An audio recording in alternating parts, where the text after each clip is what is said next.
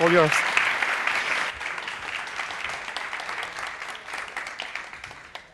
Thank you very much. It's a pleasure to be here, so thank you for having me. I'm going to be talking about going beyond Nuxt 4, and I just want to, before we go any further, I feel honesty is important in any relationship, and I need to tell you I'm not releasing Nuxt 5 today. That's and if you want to go, that's also fine. So I should say I'm Daniel Rowe. I am a full-time open source developer, which is honestly the best job in the world. It is so fun. I cannot but recommend it. And I lead the core team building Nuxt, but I'm also involved in some other projects too. So NPMX is something, I don't know if you've heard of it. Actually, has anyone heard of NPMX? Okay, my ego will survive, but only barely. It's fine. You don't have to pretend. It's a replacement for npmjs.com. So you can browse the npm package registry, and hopefully it feels fast and nice and offers you good information. You can check that out if you want. It's all open source. And there are some others too, like Nitro, PageSpeed, Magic Regex, and others. But there's also something that I would love it if you played with me. It's a game that I made, and I'm just purely self-serving at this point. It's called Pangram, and it's there's a word every day, or there's a board every day of 7 letters, and you try and make words out of them. I play the English, but you can also play Spanish. Anyway, that's that. I'm a Google developer expert, a Microsoft MVP, a GitHub star, and I was recently employed by Vercel to continue to work full-time on open source. As I said, the best job in the world.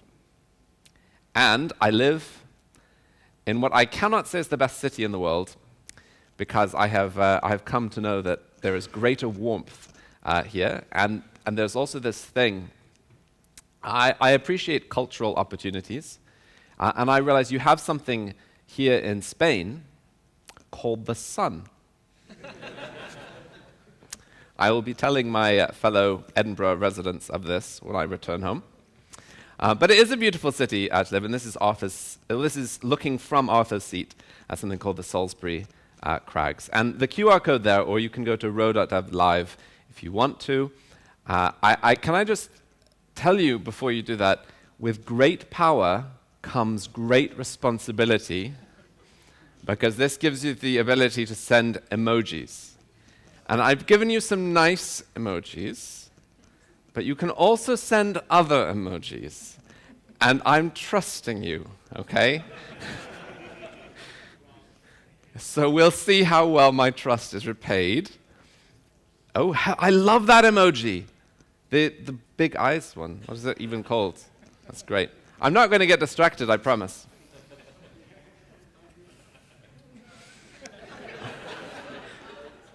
This is a lot of emojis. Is there anyone with motion sickness or anything like that? Look away. So what is Nuxt, you ask me? Daniel, tell us, what is Nuxt? Well, since you ask. Nuxt is a lot of things. So Nuxt is a framework, it's a meta framework, it's built on top of other libraries. And I think that's one of the reasons we call it a meta framework. It has a vision. The vision of Nuxt is to make web development effortless. So you should be able to get going with no knowledge of what you're doing. But then it should go with you every step of the way, all the way to the top of an enterprise. So it should be very customizable, but it has a lot of good defaults baked in. And as I said, it's built on top of a lot of other things. So whether that's Vue or whether it's, what is that, PostCSS, auto prefixer, I can never quite remember, CSS Nano, Vite, Rollup, Roll Down, Unplugin, Webpack, we support that, and RSPack. Nitro is our server engine, H3 as a whole ecosystem, UnJS. Well, Nitro is also built on Rollup and also built on Roll Down. So there's a lot of things that go into Nuxt, and it coordinates all of them. And then it's, so in a sense, if you're looking at at an ecosystem pattern, like there are a lot of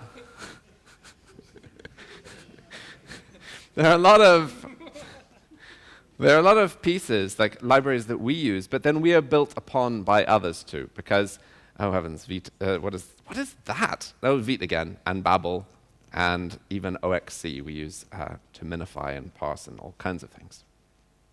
But then we are then built upon by other things. So one of the things that makes Nuxt unique is that we have a modules ecosystem with countless modules that people build on top of it. This is, by the way, live. This is, I mean, they're not being published every time that goes through, but this is live data that's being pulled as I loaded the slide from the Nuxt modules database, because these are live modules that people have built on top of Nuxt. And so there are lots of them. There are over 300, and there are lots of downloads and lots of people who work to make that possible, that unlock different features and integrations and very cool things. Nuxt is the only framework that has something like this. And it is one of the things that makes us so unique, because it means that what Nuxt is and what it feels like and what it can do is not up to me, which is very good for all of us, because in general, having bottlenecks and restricting everything to one central team is a really bad idea. You want to have things that empower people to build what they want to build and what they need to build. I think that openness and choice are some of the fundamental values of the web, and that is something that we want to adhere to and embrace from the Nuxt point of view. And it also means that you see that when you look at stuff like the contributors list of Nuxt on GitHub. So we have over 1,000 contributors. When I checked this morning, it was 1,016. And if you want to join that, you would be very welcome to do that. By the way, there's no PR that is a bad PR. If you fix the typo, that's great, by the way. That's how I started in open source as well. It's not made with AI. You can even use an LLM if you want. The only thing we ask is that you speak in your own words and you understand what you're doing when you open the PR. Because for me, open source is about people. I hope this isn't a weird thing to say, but so what is open source? It's you build something and you hold it out there and say, look, I built something. Do you want it? Do you want to look at it? What do you think? And do you want to make it better, right? It is all about people. If you just want to build software or fix bugs, you really don't have to make it open source at all. And so the objective is totally different from a company. The objective isn't building some kind of product. It's not making money. It is all about the people who are in part of the process, which is why this is the most important picture of Nuxt, or of any open source project. I don't want to be too Nuxt focused, although my talk is called Beyond Nuxt 4, so I have the ability to do that. And it means that I think, oh, this, I forgot that was there. This is a video of Nuxt being built. So every one of those dots is a file, and every one of those little things hovering around is a person making or editing or adding or deleting one of those files. And you should be able to see some familiar names. They're probably too small to really see. But maybe even some people in this room are there, because this goes all the way back to the very, very beginning of the creation of Nuxt and ends just a few months earlier this year when I made it. There you go. That's pretty cool, right? To see something happen, like there in front of you. Those are pull requests, commits. This is very code-focused, but I should say that in terms of contribution to a project like Nuxt or any other, there's a lot of stuff beyond code. Stuff like issues and helping out on Discord and even asking questions. Or there are a lot of things that make a project work, which aren't just code, but that was the creation of Nuxt. And so here's my spicy take, which I've just basically said, and that is that contributors.md always wins out over agents.md. Let me unpack that. So for any project in open source, you might come across this contributors.md. Do you know what that is? It's like a guide for new contributors, how do you contribute to this project? How do you become part of the community? How do you become a contributor? And hopefully it gives you some guidance. It says, hey, clone the repo and then run this install command, and if you want to make a change, you do this, right? It's all about people. And we have this new thing called agents.md, which you may have encountered, either because you wanted to or because your company forced it down your throat, I don't know. And that is telling your LLM or agent how to contribute and be part of the project. And I will tell you this, and I don't think it should be controversial, but I don't care about agents being part of Nuxt. I don't care. Do I want to hang out with Claude? I do not.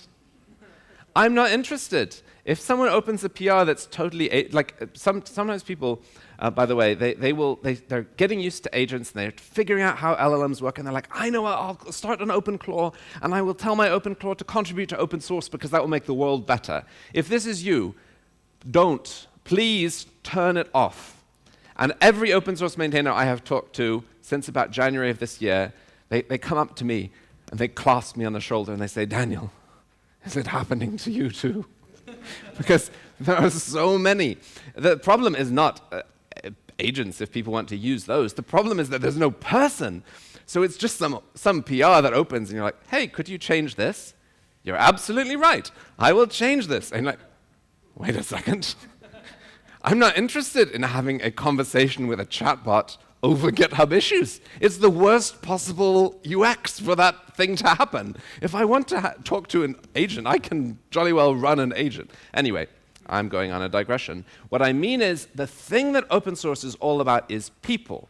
And it's why stuff like this, conferences where open source creators, maintainers, users, we all get together, we recognize each other. I met someone earlier today who I have seen so many times, his avatar, on Discord and on GitHub. And it was the first time we met, and it was amazing. It was really great.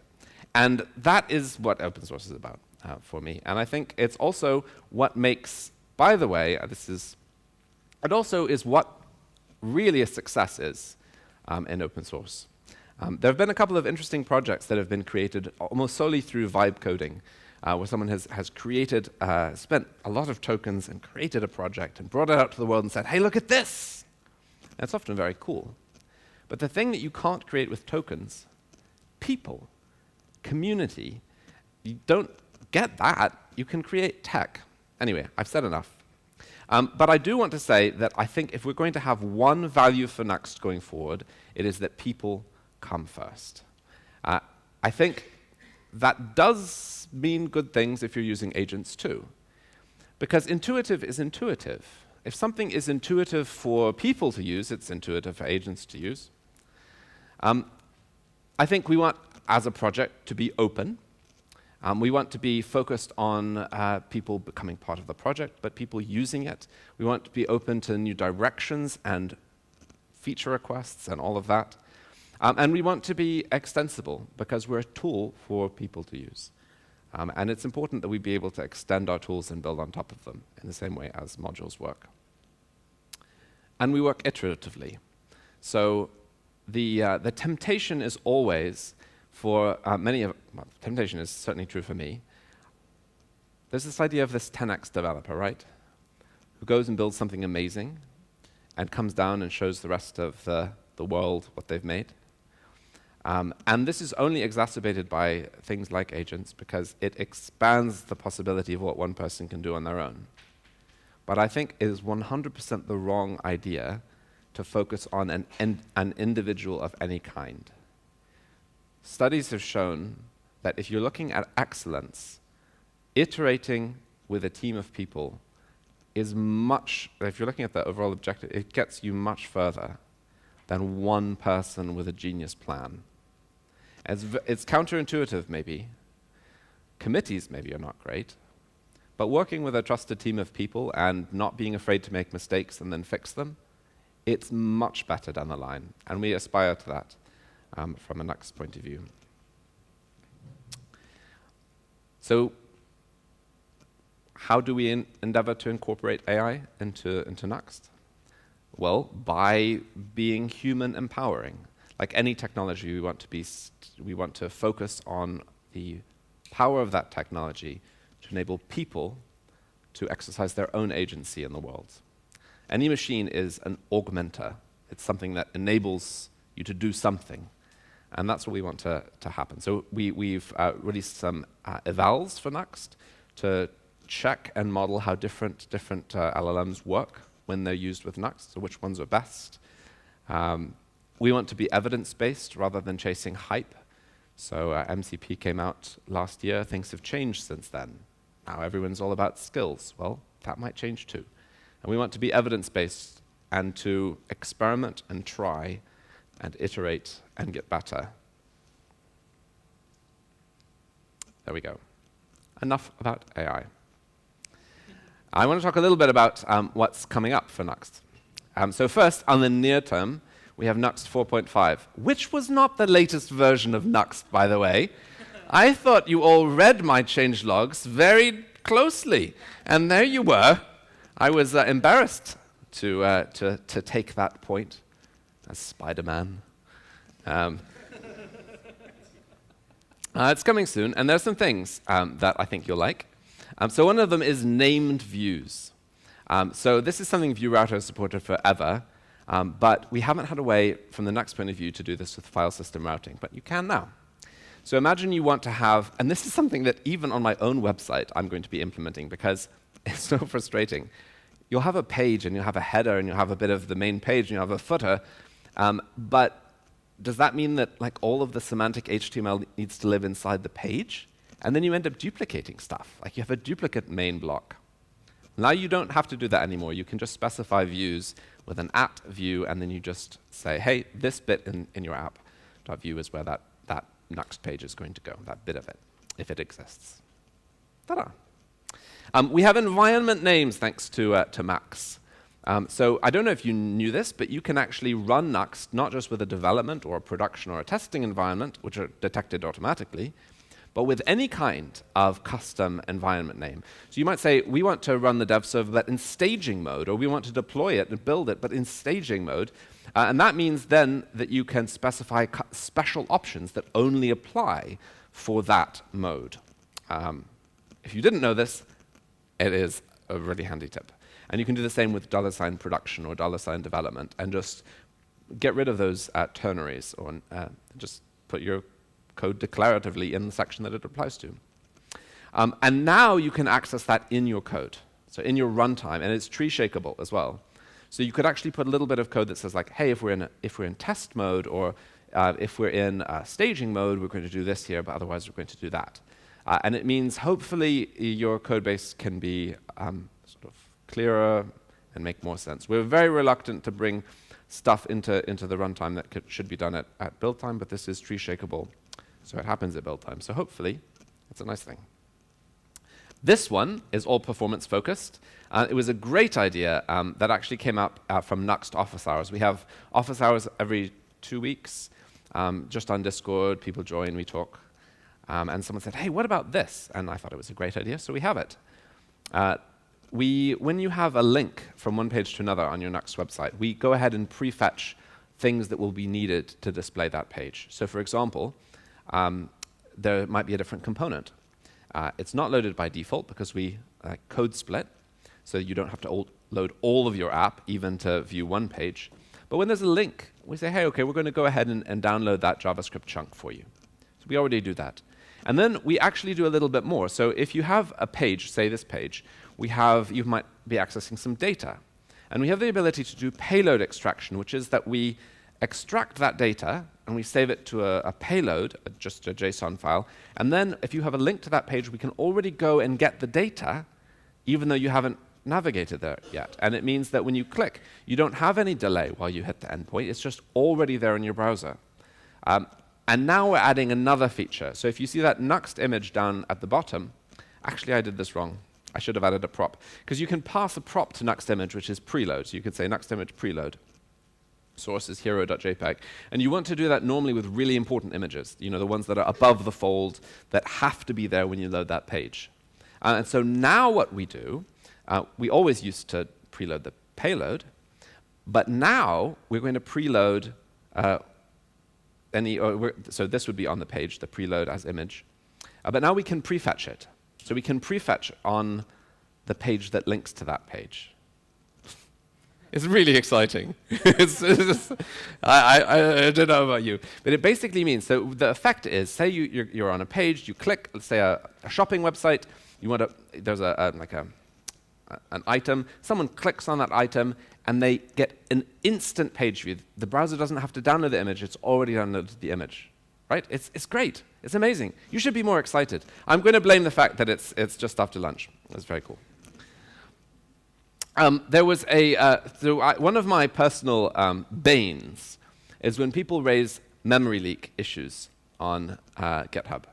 And the reason I hate this so much is because memory leaks are impossible to dive into. You have to sit there with a debugger and you have to take snapshots, and then you're just looking at raw memory usage, and the tooling is great, but it's not that great, and you're sort of diving into it. And inevitably, it turns out that it's nothing to do with Nuxt. This happens so many times to me. It will be something else. Some regression in Vue that's now fixed but not yet released. Actually, at one point, I really thought I had got a huge memory leak. Huge. Do you know what it was? Whilst debugging, I had put a little console log. And then I console logged an object that someone said was the source of the memory leak. Do you know how debugging works? When you're in the browser console, nothing gets released. So everything you log to the console just increases the memory usage. So I had created the memory leak in the process of debugging the memory leak. It was terrible. But someone opened an issue, and they had a particular situation with a high cardinality website. That is, there are lots of possible combinations of pages and components. And they had their Kubernetes pods were restarting all the time. And so we figured out that this is an unbounded cache. I know, I'm talking about really exciting things. It was an unbounded cache, and now we've bounded it. Happy days. But actually, the thing is, this is nerd sniped us. And so we have a list of things that we're planning to do in Vue Bundle Renderer that will ship hopefully in the next minor. So that's my to-do list, basically, and that's my very rough numbers on the improvement I think it will make, based on no scientific evidence whatsoever, only feel. And we'll see. You can hold me to account when we release it. I'll have some real numbers for you, because I've merged benchmarks that we'll be able to measure these. So we'll see what it actually ends up being. But I'm very optimistic. That's not just because I'm a very optimistic person. It is also because there's opportunity to make this better. Cool. We're shipping a relative app-based URL. So for the first time, there have been workarounds where people have been able to make their Nuxt apps work well on Electron or Tauri. It's been absolutely possible to do this. But normally in that kind of situation where you have a file URL, relative, absolute paths don't work, because you don't actually know where the page is being served from. But relative ones work. So you can reference the JavaScript bundle relatively, and it will just always work, and that's the plan. And then there's some other headlines. So Unhead version 3 is coming. It's a major release, and unlocks SSR streaming. So in Nuxt 4.5, you'll be able to stream your website, and Google will not complain about the time to first byte, because it will be instant. We also have RSPack version 2. If you happen to be some of the people using RSPack with Nuxt, you're going to get a new major version, which is a lot lighter and very performant. We are halving the number of watchers in Nuxt, because previously we constructed a set of watchers for all of your source files, and Vite also did the same. We're not going to do that anymore. We're just going to piggyback on Vite. And you might ask why we didn't do that before. Well, that's a very good question. And there are other things too. So I'm going to schedule that merge.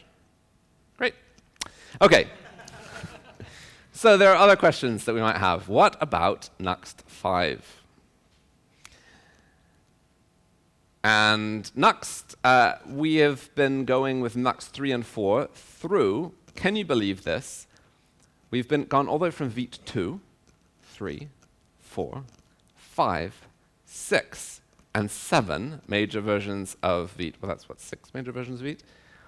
But for Vite 8, we're waiting until Nuxt 5 to come out because I was chatting to someone on the Vite team who said it's basically a totally different bundler under the name of Vite. It is very cool. You can already use it with Nuxt 4 or Nuxt 3 just by a package JSON resolution, but we don't want to ship it for everybody until we actually have a breaking change, because it might break one of your plugins. So anyway, Vite 8 is coming. We also plan to ship progressive JavaScript. So there are some options for how you ship a website or a component.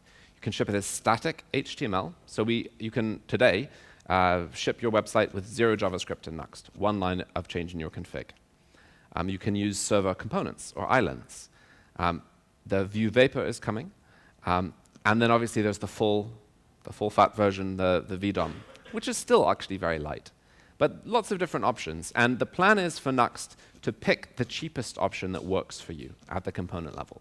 And so we're going to have different heuristics. So we can actually analyze a lot of this at compile time. So we'll be able to say, like, are there scoped slots? Are there any dynamic edges? Like, how is it used? Do you pass something dynamic to it? Or is it always used with exactly the same class passed to it, for example? And so in the best case scenario, we can take stuff just totally out of your JavaScript and make it, well, as performant as possible, while allowing you to opt out. I think that will be fun. Nitro is the biggest change for Nuxt 5, and it's also the reason why Nuxt 5 isn't yet released, because we're waiting for a stable release of Nuxt 3, of Nitro 3, and then some time to test it. So at the moment, Nitro operates as a separate phase.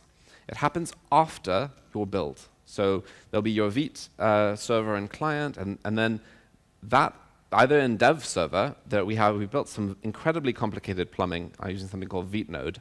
Anthony Fu is behind that, and that powers vtest.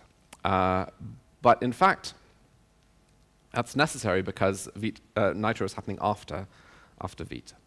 But the Vite environment API, which came out, I think, in Vite 6 experimentally, and we adopted it in Vite 7, so you can turn that on today if you want to with an experimental option.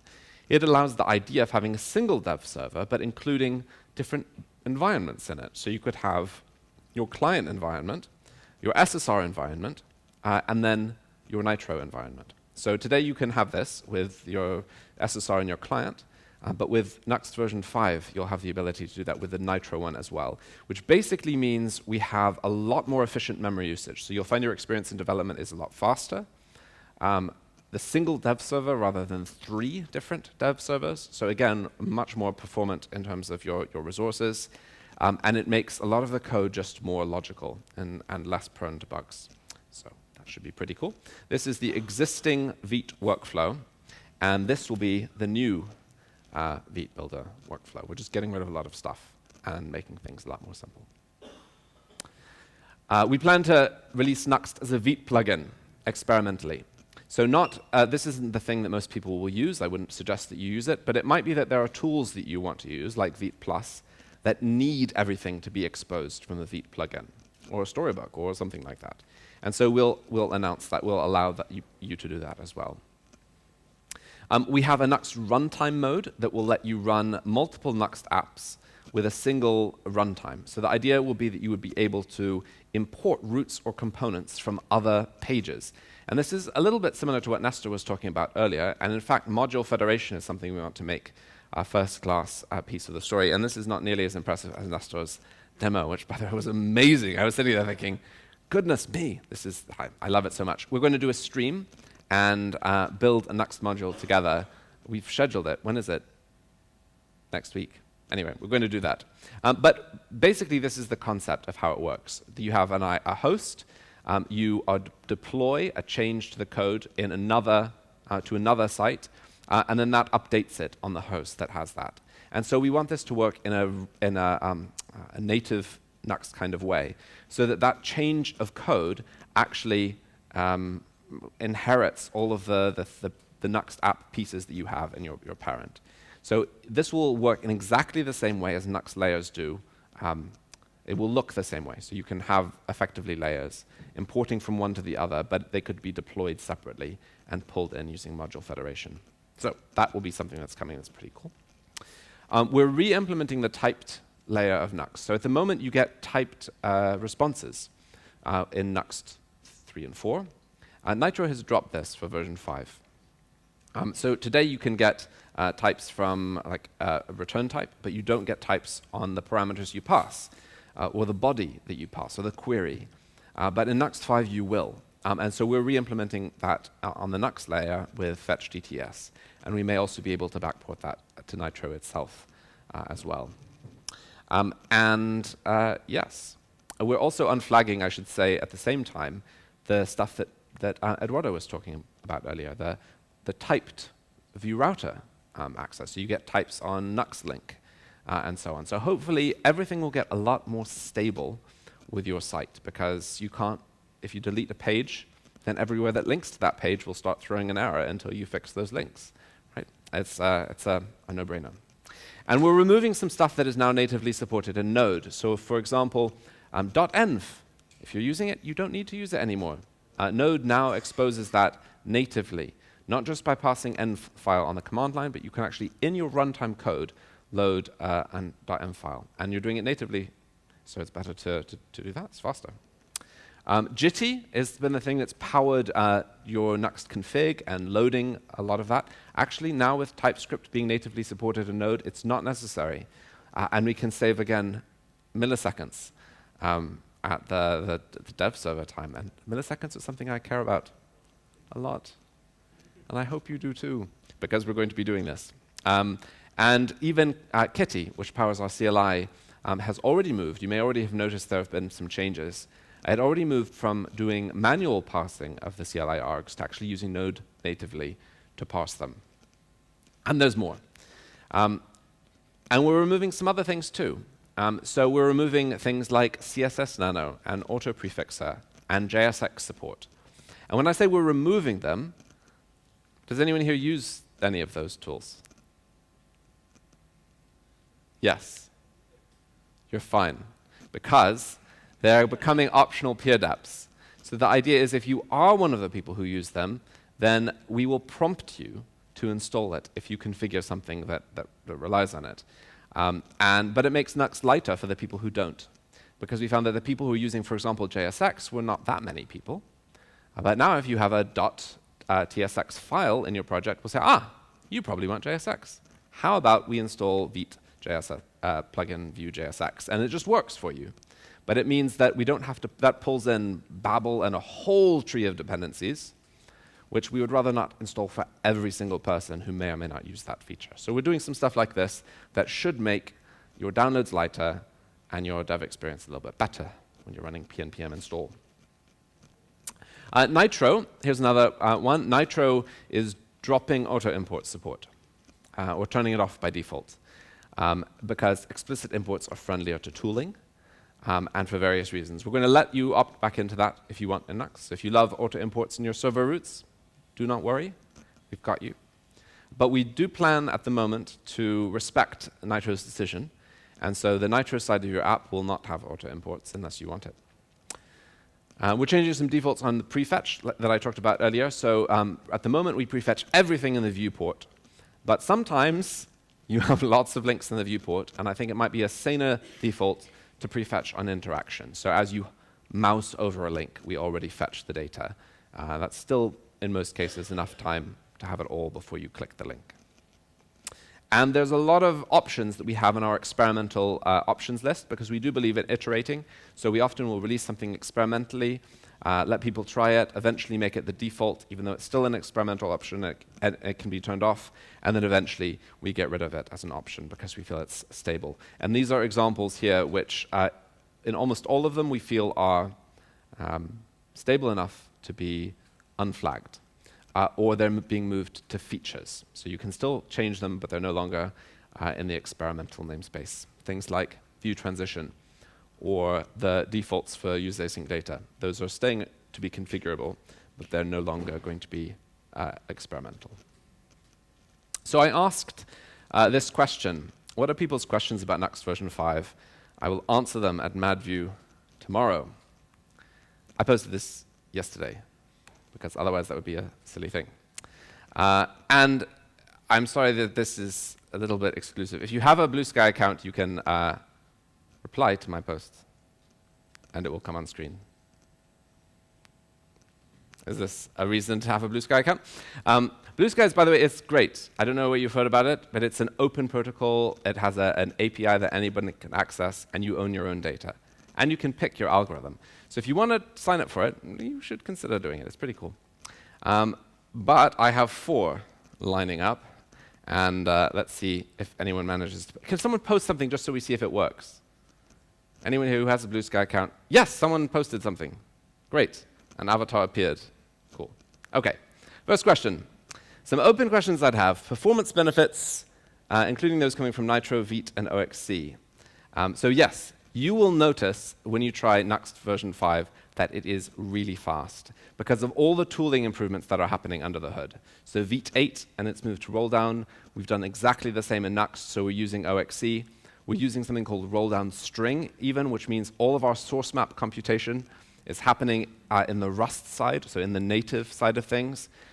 It is really fast, and it's really fast to build.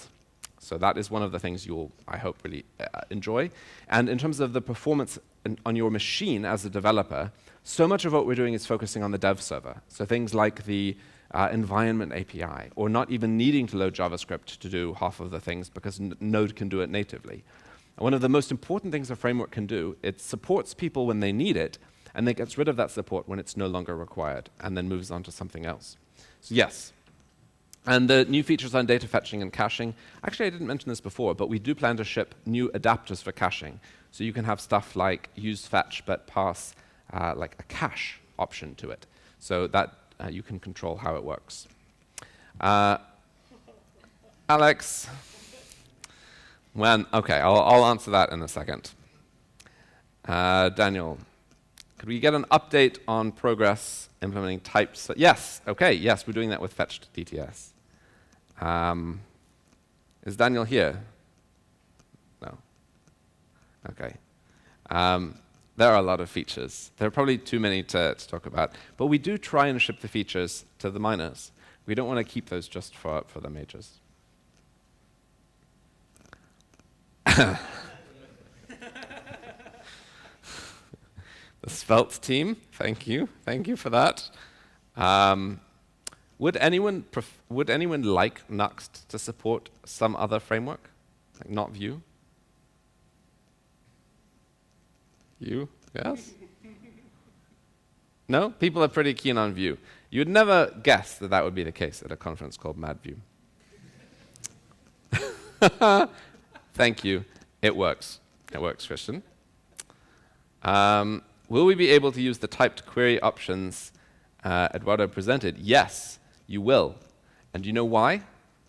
Because if Eduardo doesn't open a PR adding those features to Nuxt, I will personally go to his place and complain loudly. I don't know about you, but I was sitting there in the audience just thinking, this is so good. When can I have it? So yes, I'm very personally interested in that. OK. One more maybe? What should we expect from Nuxt 6? Yes, Israel. Nuxt 6. It's a good question.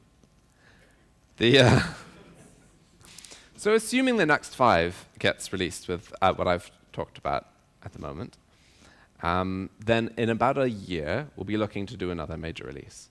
And so the idea is that it's not about features, it's about what we need to break. So what do we need to break in a year's time? Hopefully nothing, because we've been totally wise and have made the right choices in every feature we've landed. I mean, I personally, I'm backing that, so maybe nothing. I think the kinds of things that might change, so for example, I mentioned that we were graduating the Vue Transitions API to released in Nuxt, in Nuxt 5. Do you want me to tell you why that's challenging? Who here knows about the Vue Transitions API? It's really cool. So it allows transitions to happen at the browser level. So you can specify, like between one route and another route, that this image here is the same thing as this image on the other page. And it doesn't have to be the same DOM element, just being mutated. It can be totally different, but the browser will combine them, and you can style it with CSS, and that transition can happen, and it's amazing. So you can even take like a playing video and move it somewhere else while a page transition happens, or any other kind of transition. It's incredible. It really unlocks app-like power in your app. But up to now, we haven't been able to ship that because of two things. One, Vue Transitions API is still not supported in Firefox, if I am correct. And two, it ships with default CSS, and so suddenly all of your pages fade out and in, which is weird if you're not expecting it, because Nuxt doesn't add any CSS. But what we plan to do is ship it, but turn that off, so that you don't get a CSS change, which is also fine, because then people can adopt support for it as a progressive enhancement that works in non-Firefox browsers, and then Firefox, which plans to support it, will catch up. Would I recommend moving away from auto imports completely going forward? So one, I wouldn't, personally, but one middle option that I might is to auto import your libraries, but manually import your code. So like Vue, for example, has ref and reactive and computed. Well, let's just treat that as auto importable everywhere. You can use that as a primitive. But when you're importing from your files, maybe you write an explicit import. And it's possible to configure that today in Nuxt, but you might make that easier, because what that would mean is that you would have the ability to see more easily when you have things like circular imports, where one file is relying on another file which is relying back on the same file that was importing it. So there are a few things. It's been truly amazing to see how many people in this crowd use Blue Sky. I am sorry about that, but you definitely should check it out. It's super cool. Yeah, if anyone wants to ask a question and you don't have Blue Sky, feel free to raise a hand, because I'm also happy to answer it any other way.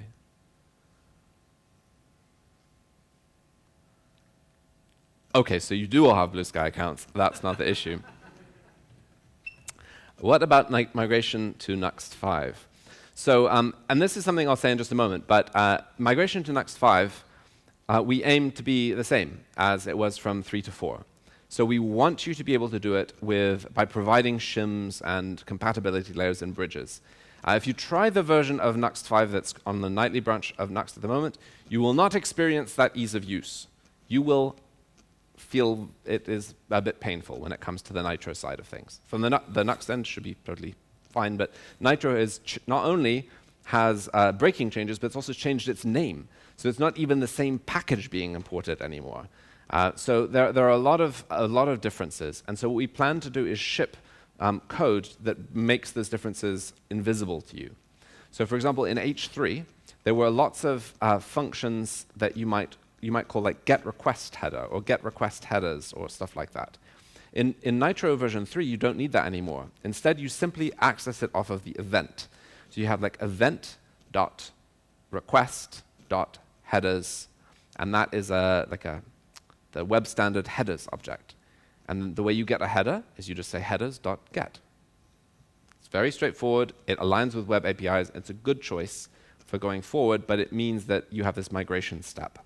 But we'll do it so you don't have to change your code.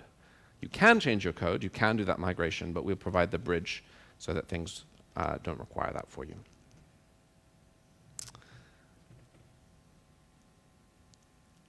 Oh, I didn't write the code to do it. You know, I was like, what if people reply? I'll make sure that reply number goes up and increases. But I didn't write the code to do the likes. So we'll have to find out what those are later. But this is, by the way, a WebSocket. So I'm connecting to the Blue Sky jet stream, which every single thing that happens in Blue Sky goes out on this WebSocket connection. So anyone can connect to it and consume it. And I filter it. So when you connect, you say, hey, I'm actually only interested in replies to this post. And then that's what you get. It's pretty cool, right? That's great for building stuff on. OK. When is it going to happen? Well, maybe. I actually have no idea when Nitro is going to come out. That is because we're taking the time to make sure it is really stable and solid. And we also want to test it with the Nuxt implementation of the environment API. We're going to take about a month to test it with other modules, and I plan to open PRs to as many of them as I can, migrating them to Nitro version 3 and Nuxt 5. But it's going to be a team effort. We're going to make sure that the compatibility layer works. This isn't exactly to scale. Oh, for goodness sake. You can't see my last.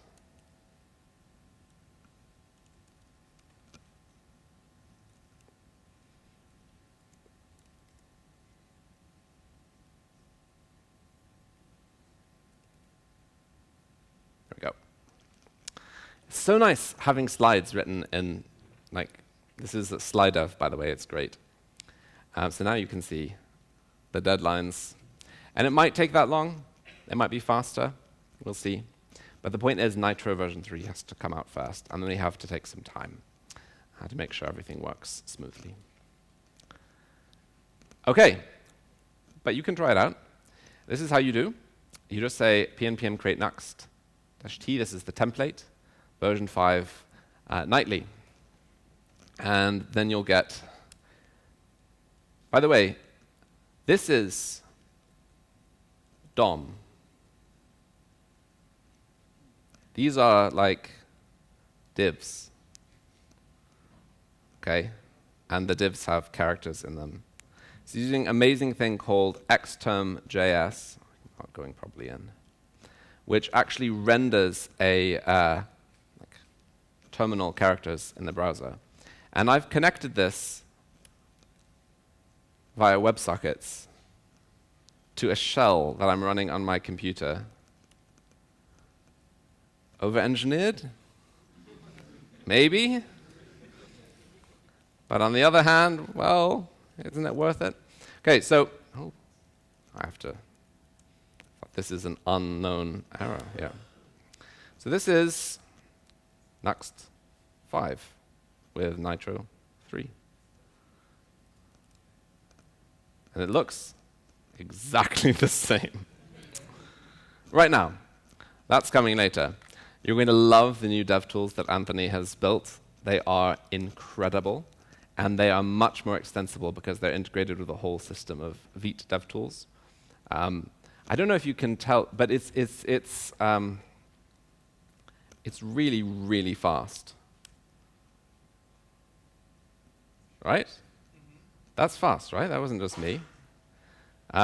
It's very fast because of all the new tooling. There's going to come a time when I'm going to put the bat signal up and I'm going to say, please come and test this. That time is not now.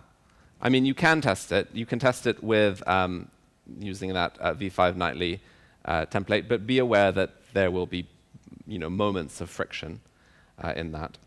But there will come a time, and I will take all the help I can get. If you're interested in any of this, my website is ro.dev, where you can find out how to DM me. Since you're not on Blue Sky, there may be other better ways to contact me, like email. Or you can visit my website, ro.dev/chat, and you can book a call with me.